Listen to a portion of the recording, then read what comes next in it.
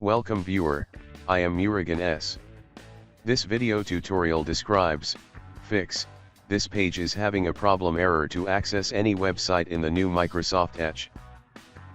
Regedit, run as administrator. Click yes to continue. Click and expand HKey local machine. Click and expand software. Click and expand policies.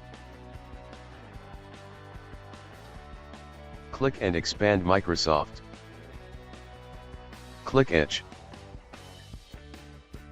Open renderer code integrity enabled. Change value to 0.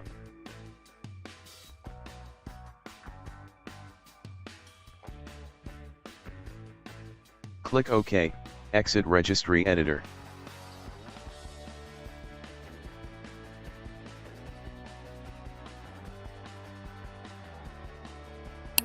Restart your computer.